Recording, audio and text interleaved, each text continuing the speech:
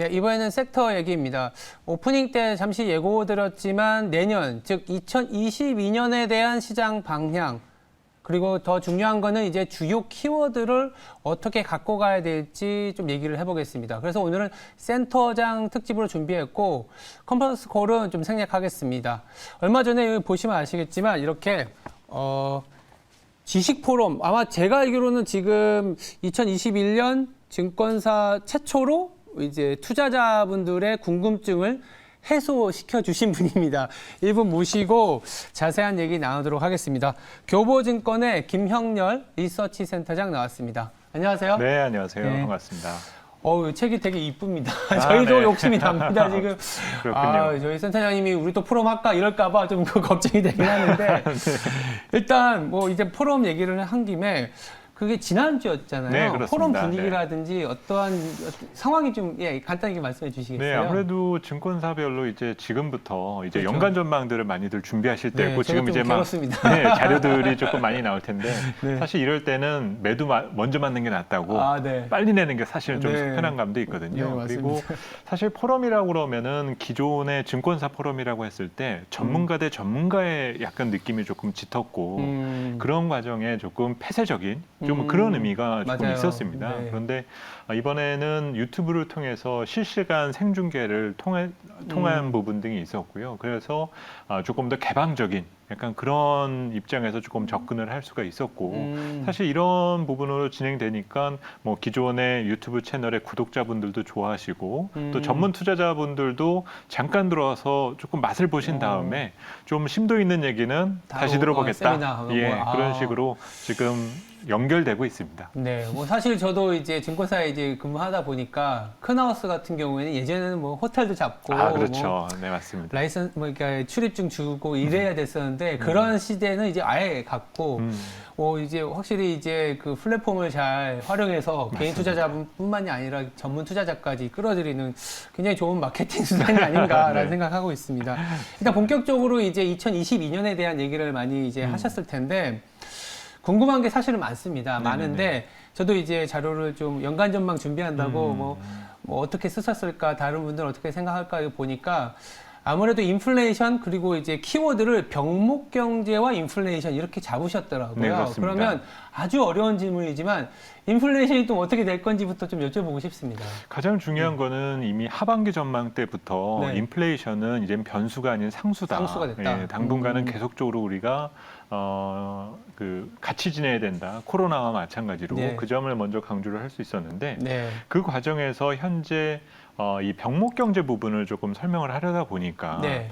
우리가 인플레이션이다라고 그러면 생각보다 예상했었던 것보다 가파른 물가 상승 속도나 강도 조금 이런 부분에 조금 주목을 많이 해왔었거든요. 그렇죠. 근데 병목 경제나 이 부분을 조금 접목을 해서 우리가 보다 보니까 최종 결론에서 나오게 된 부분은 강도만큼 중요한 것이 시간이 될 것 같다. 그렇죠. 그러면 일반적으로 지금 채권 쪽에서 많이 의식하는 부분 중에 하나가 당장은 물가 상승 압력은 강할 것이다.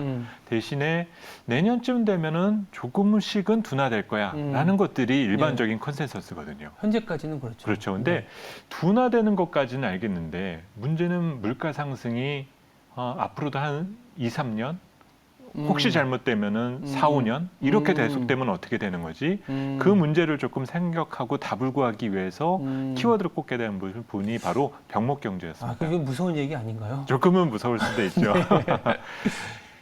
그렇다면은 이제 병목 경제라는 게 이제 센터님께서 말씀하셨지만은 좀 어떻게 어디서부터 풀어 나가야 될지가 좀 고민인 건 맞는 것 같아요. 그렇습니다. 그래서 이를테면은 미국에서는 상하차가 힘들다 보니까 일례로 바이든 대통령도 24시간 좀 돌고 네네네네. 인센티브로 어떻게든 해결을 해보자라는 쪽이긴 한데 맞습니다.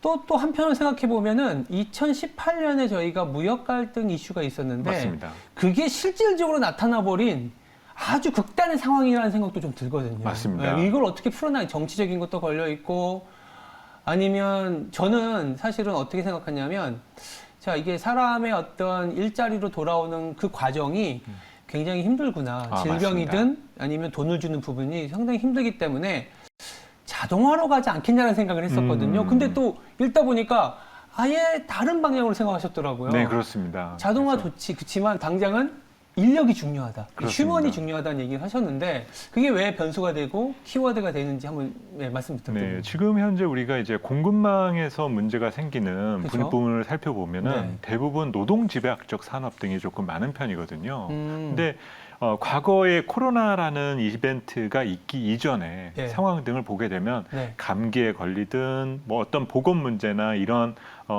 그 영업 그 근로 환경이 그렇게 중요하지가 않았었죠. 그렇죠. 어느 정도 근로자들이 감내하고 희생하고 하면서 그냥 대충 넘어가던 상황이라는 겁니다. 맞아요. 뭐 감기 걸렸다고 좀 실수는 있지만 일 안 하진 않았거든요. 그렇죠. 네. 그런데 문제는 지금 이제 코로나 시대, 팬데믹 시대 우리가 살다 보니까 네네네. 근로 환경 자체를 안전하게 만들지 않으면 일할 수가 없는 조건으로 가버리게 됐다는 거예요. 그러다 보면 사실 기업 입장으로는 이제 근로자들을 쓰는 데 있어서 더 많은 비용을 생각할 수밖에는 없게 되고 안전한 조건이 확보되지 않았을 때는 적은 인력을 활용할 수밖에 없게 되는데 네. 이 사람들이 생산성을 이뤄내는 데 있어서 네. 검증된 사람들을 구하기가 갈수록 힘들어지게 된다라는 거죠. 웃돈도 더 줘야 되고. 그렇습니다. 네. 그러다 보니까 아니 우리가 이렇게까지 비용을 지불하면서까지 이거 돌려야 돼? 이 생각을 그렇죠. 하게 된다라는 맞아요. 거죠. 그러다 보니까 이런 문제가 그렇게 쉽게 해소되지 않는 상황이 만들어지게 되는 거고 우리가 병목이라고 하면 영어로 바틀렉, 그렇죠. 그러니까 뭔가 공간이 좁아진다는 의미로 맞아요. 우리가 보거든요. 현재 우리 글로벌 경제는 선진국도 중요하지만 이제는 선진국에 견줄 만한 신흥국이 생겼지 않습니까? 그렇죠. 그래서 전체적인 총수요와 총공급이 같이 증가한 상황으로 이루어져 있다가 네. 사실 18년도에 이제 무역 분쟁이라는 것이 발생됐을 때는 네. 사실 약간은 패권 다툼이었었죠. 맞아요. 그런데 이 과정에 있어서 물가의 변동이 그렇게 생기지는 않았어요. 네. 분명히 프레셔가 생기긴 했었지만 영향을 받지는 않았었고 문제는 여기에서 코로나라는 문제가 생겨버리고 나니까 예. 정말 좁아진 상황이 연출돼 버렸다는 거죠. 그러면서 이 제한된 물동량과 왕래가 이루어지게 되다 보니까 네. 이 좁은 공간이 뜨거워지게 되는 거죠. 네. 그게 지금 인플레의 본질이라고 볼 수 있는 겁니다. 네. 그러니까 지금 시장에서는 돈을 너무 많이 풀어놨으니까 네. 일부 투기적인 세력에 의해서 네. 자산 시장이 들썩이고 재화의 가격이 들썩여 네. 생각들을 하고 있지만 네. 본질적으로 더 큰 문제는 그런 투기적인 세력보다는 이 왕래를 빨리 넓혀줘야 되는 문제가 생기게 되는 건데 네. 다행히 22년도를 생각했을 때 코로나 문제는 완화되어 가죠. 이제는 네, 국경 그렇죠. 간 왕래를 조금씩 열어주고 네, 오픈하고 맞아요. 있는 상황이 네. 나오니까는 이제는 물량은 조금 늘어날 수 있을 것 같은데 네. 또 하나의 문제인 이 무역 분쟁 문제는 아직도 제거가 되지는 않았다는 겁니다. 계속 나오겠죠. 그렇죠. 그러면 이 좁은 공간이 넓혀지는 그 속도가 느리다라고 만약에 전제를 한다면 네. 생각보다 우리가 지금 보내는 인플레 시대가 조금은 오래 갈수 약화될지 있다. 모르지만 오래 갈 수도 있는 사실 그 환경에서 이제 한계 기업에 대한 처리 문제라든지 가계에 대한 부채 문제라든지 이런 것들을 서로 테스트해 가면서 나중에 문제가 어디에서 발생할 건지는 그때 드러나겠죠. 근데 이제 제가 얘기 듣다 보면 만약에 비관적으로 생각하면 네네네. 2000년대에는 이 공급이 워낙 많았고 네, 아니면 맞습니다. 이제 2000년대에서 이제 수요가 많다라는 이제 이머징 사이클이나 중국의 어떤 막 받아들이는 것 때문에 여기저기에 공급 기지 만들고 막 만들었는데 네네네. 금융위기 탁 터지고 나니까 공급이 너무 많아진 상황이었잖아요. 맞습니다. 그래서 네. 공급이 많아지니까 어떻게든 수요를 살리기 위해서 연준부터 중앙은행이 그동안에는 물가 파이터였는데 디플레 파이터로 바뀌었었던 맞습니다. 상황이었는데 맞습니다. 지금은 바틀럭이 생기다 보니까 인플레가 생긴 거잖아요. 근데 사실은 현상적으로는 공급은 많이 있는 상황이거든요. 네네네. 근데 바틀럭이기 때문에 공급이 있음에도 불구하고 수요와의 미스매치. 근데 그렇다면은 수요는 있기 때문에 이 많은 공급 과잉에도 불구하고 물가가 올랐다는 얘기죠. 그럼 일각에서는 이런 얘기도 합니다. 뭐냐면 수요를 조금은 진정시키는 역할이 필요하지 않겠느냐. 무슨 얘기냐면 기대 인플레이션이 너무 높기 때문에 네네네. 기대 인플레이션을 좀 낮춰놓고 공급의 어떤 원활한 그 현상이 이루어질 때까지 시간을 버는 전략. 좋게 얘기하면 그거고 나쁘게 얘기하면 금리라든지 여러 가지 카드를 통해서 수요의 기대 심리를 좀 떨어뜨려 놔야 물론 이제 중앙은행이 뭐 내가 공장을 막 뚫을 수는 없으니까 맞습니다. 수요를 네. 좀 주고 나야 말씀하셨던 보틀렉 효과에 대한 그 굉장히 심했던 동맥 경화가 조금은 완화되고 조금씩 펼쳐지지 않겠냐라는 생각이 있거든요. 그래서 11월 FOMC를 굉장히 호키시하게 보시는 분도 계세요. 네, 맞습니다. 뭐 그러세요? 결국 우리 국내에서도 그렇지만 뭐 11월에 금리 인상 네. 가능성, 또 채권 시장에서는 연초에도 또 한 번 우리 한국에서는 할 수도 있다. 뭐 얘기까지도 지금 다 전해지고 있지 그렇죠. 않습니까? 네. 그러니까 이런 부분이 과연 인위적으로 눌려질 수가 있느냐. 근데 사실 그러기 위해서 지금의 인플레를 정확하게 해석하는 것이 전 그래서 중요하다고 보고 있어요. 네네. 그리고 특정 주체, 정말 폭발적인 초과 수요에서 비롯된 측면 등이 강하다라면은 이것을 인위적으로 억누르기 위해서 정책적인 대응을 할 필요가 있다라는 거죠. 네. 10년 전에는 신흥국 중산층에 대한 등장이 결국은 차이나 버블을 만들면서 그렇죠. 너무 비정상적인 수요가 발생됐었던 거거든요. 네. 그러려다 보니까 앞으로 뭔가 문제가 생길지 모르니까는 빠른 속도로 금리를 정상화시키는 선제적인 카드를 꺼내놨었는데 네.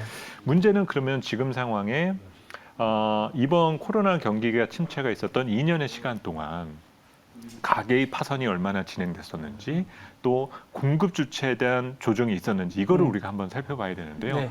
양측의 데미지가 저는 별로 크지 않았었다라고 그렇죠. 봐요. 전부 다 살아남았습니다. 어떻게 보면 나중에 이게 큰 문제가 될 수도 있어요. 언젠가는 문제가 네, 되겠죠. 네. 그리고 이 문제는 민간에서 터질 것인가 공공 부분에서 터질 것이냐에 따라서 네. 처리하는 방식은 달라질 수밖에 없을 거예요. 그렇죠. 그런데 지금 그렇다면 이 문제와 물가를 다루는 측면에 있어서 인위적인 통화 부분만을 손을 대기보다는 오히려 공급을 늘릴 수 있는 방식은 무엇이 있는지. 그래서 지금 만약에 뭐 운송 부분의 쇼티지가 심하다. 그러면 대외에 뭐 그 컨테이너선을 더 가지고 온다라든가 빌려온다라든가 이런 네. 조치 등을 취해서 네. 먼저 이 물동량을 늘려놓는 것들의 선제적인 대응이 필요한 것이지 안 그러게 되다 보면 우리 기업들이나 산업계에 받는 부담이 커질 수밖에 없는 거죠. 그렇죠. 네, 그래서 그것이 내년에 돼서 오히려 뭐 비용 부담으로 연계된다거나 이익을 약화시키는 이유가 되게 돼버리면은 마치 올해 우리가 백신 확보에 어려움을 느껴서 완전 면역에 계속 그 희생을 해야만 됐던 이 네. 상황에 또 다른 분야에서 재현될 수도 있게 된다는 겁니다. 네. 그러니까 최근에 예를 들어서 보게 되면 유류세 인하 같은 이슈 관련된 부분은 네. 약간은 조금 주먹구구식일 수가 있게 된다라는 거죠. 그렇죠. 네. 네. 일단 이제 얘기를 좀 이게 듣다 보면 생각보다 인플레이션 내지는 이제 공급망에 대한 얘기들은 일시적이지 않을 가능성도 내년에는 좀 있다. 네, 이렇게 그렇죠. 보다 보니까 문제는 뭐냐면 기업이 이제 제품을 만드는 과정에서 어쩔 수 없이 가격을 그러니까 그 내가 만든 제품이지만 유통시키기 위해서 웃돈을 더 줘야 되는 상황이게 되면 네네네. 마진이 이제 안 좋아질 수 있잖아요. 그렇죠, 그렇죠. 그리고 소비자들도 1,000원에 살 수 있었는데 물류비 때문에 1,200원, 1,300원에 산다라는 거는 실제 소득이 줄어드는 거기 때문에 맞습니다. 네. 가장 우려하는 거는 이런 인플레이션과 이런 공급망을 얘기하는 거는 또 어떻게 보면 시장으로 돌아와서 질문해 보면 그렇다면 기업 이익이 지금 3분기 실적 시즌이 시작되는데 가장 중요한 단어가 마진 스키지, 마진 축소에 대한 얘기를 많이 하거든요. 그렇죠. 그러면 네네. 지금의 어떤 이익이라든지 내년에 대한 이익에 대한 센터장님의 생각 아니면 그거에 빗대어 있는 주가의 레벨은 적정한지가 조금은 또 궁금합니다. 네, 그렇습니다. 네. 마치 이제 지난 17, 18년도 때와 비교해서 본다면 네. 지금 이익 레벨은 그때보다 약간 올라가 있는 맞아요. 상태인데 지수는 한참 더 위에 올라 많이 있는 상태지 올라 있죠. 않습니까? 네. 그러니까 사실 팀장님도 자료를 쓰시지만 네. 2600대에서도 이거 저평가다라는 말을 당시에는 할 수가 있었는데 사실 지금 현재 기준으로 3000선의 등락을 왔다 갔다 하는 현재 위치로는 싸다라는 말을 하기에는 조금 머쓱한 위치예요. 인정할 건 인정해야죠. 네, 맞습니다. 그 대신 이제 무조건 싸다고 이번 할 수는 없죠. 예, 네. 자료 내용에서 네. 우리 시장을 비싸다,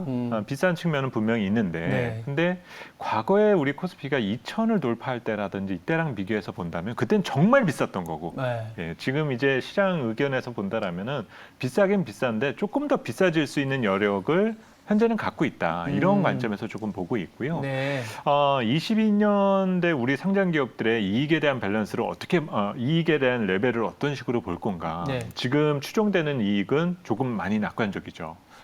그 코스피 기준으로 컨센서스는 한 250조. 그렇죠. 250조. 지금 기준으로 230조 정도고. 물론 이것도 20%더 늘어난다고 보더라고요. 네, 이것도 사실 결산 시점으로 가게 되면 더 축소는 될 텐데. 네, 맞아요. 네. 그런데 조금은 너무 과장된 측면이 분명히 있는 거죠. 맞아요. 대신 이제 17, 18년도 때와의 조금 차이점을 지적을 해본다라면은 당시에는 반도체에 대한 의존도가 너무 컸고 지금은 지금도 여전히 크긴 크지만 하지만 뭐 금융이라든지 플랫폼이나 다른 분야로 조금은 분산시켜 놓았다라는 점.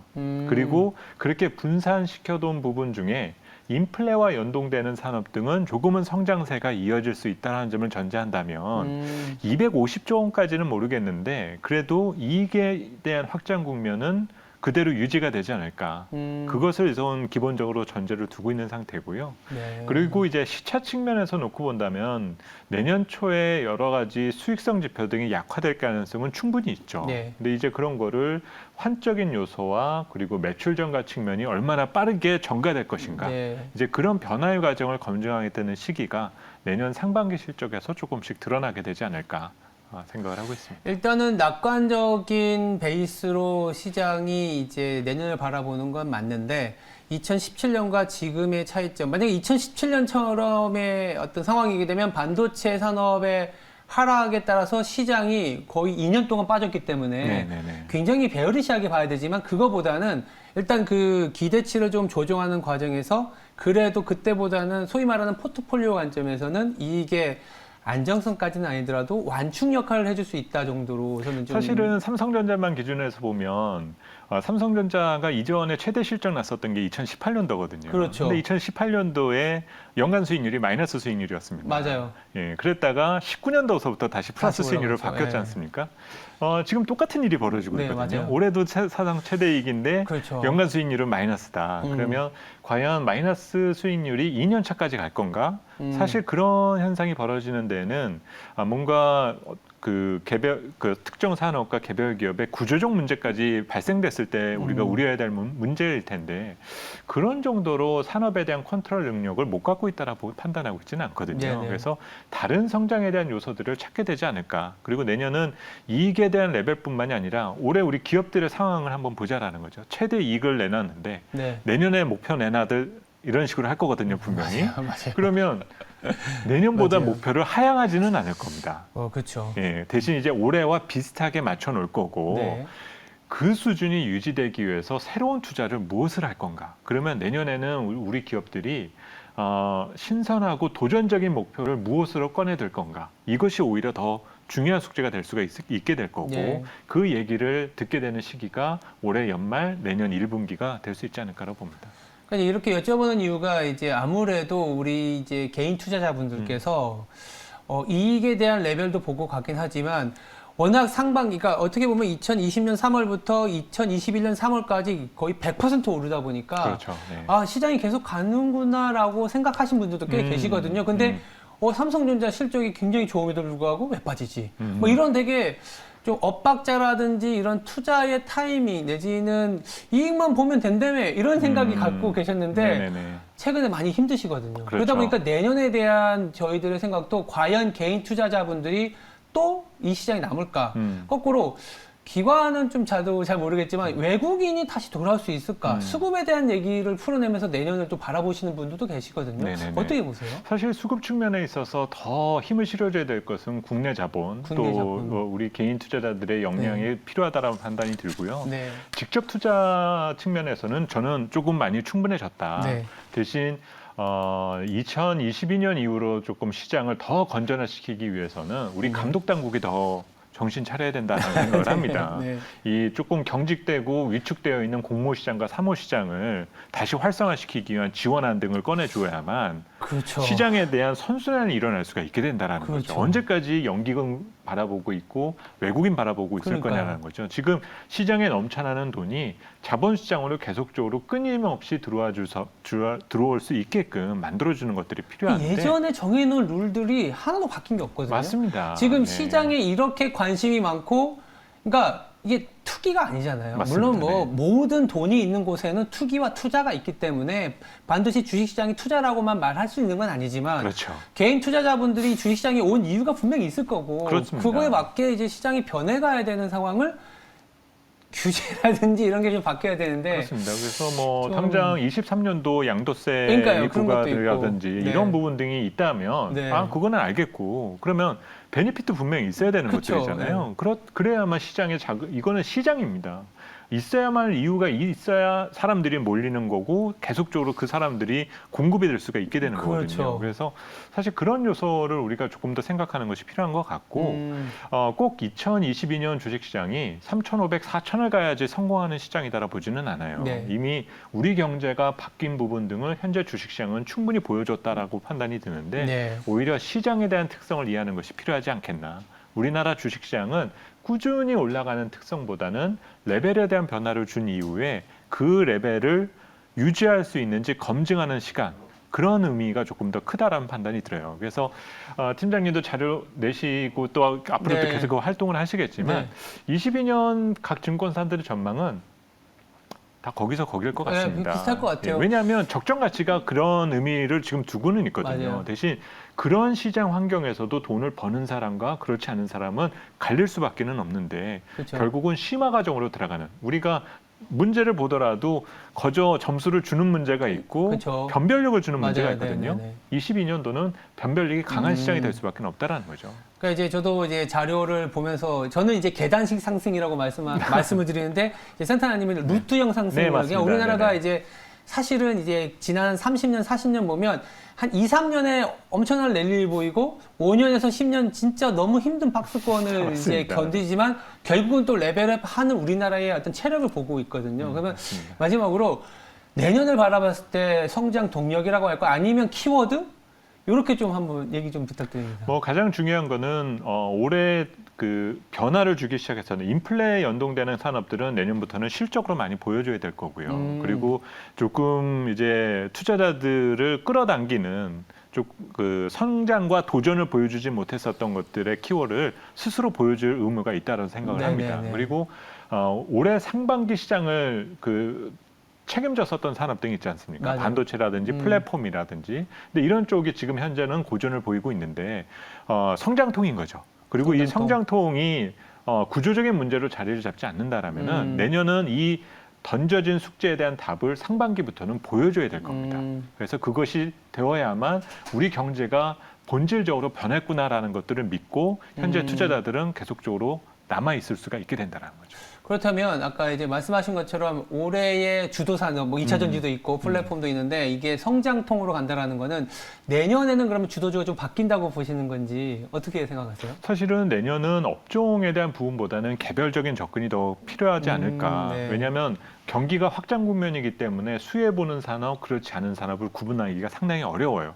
그렇죠. 경기가 확장 국면인데 다 안 좋은 좋죠. 산업이 있다는 그렇죠. 것은 네. 좀 모순된 네, 의미거든요. 네, 네, 네. 그런데 이런 변화된 환경에서 변하는 기업이 있지만 그냥 타성에 젖어서 그냥 머무르고 현상 유지를 하려는 이런 기업들과의 수익률 성과는 엄청나게 달라질 수밖에 없습니다. 그래서 스타일적인 접근 방식보다는 네. 어떤 바텀 논리에 대한 접근이 2022년에는 더 필요하다라 볼 수가 있기 때문에 네. 연말 연초에 강한 메시지를 보이는 기업 네. 그리고 주가 수익률의 변화를 보이는 기업에 대해서 오히려 접근하는 방식이 유용한 선택 부분이 될 것 같아요. 그래서 뭐 유망 업종에 대한 부분 등을 이렇게 말씀 안 드리는 이유가 예.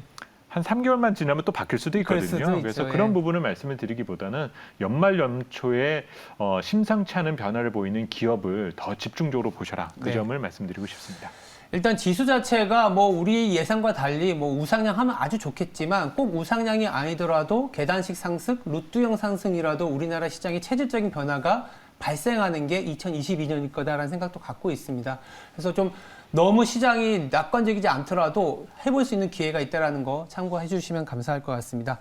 지금까지 교보증권의 김형렬 리서치 센터장이었습니다. 감사합니다. 네, 감사합니다.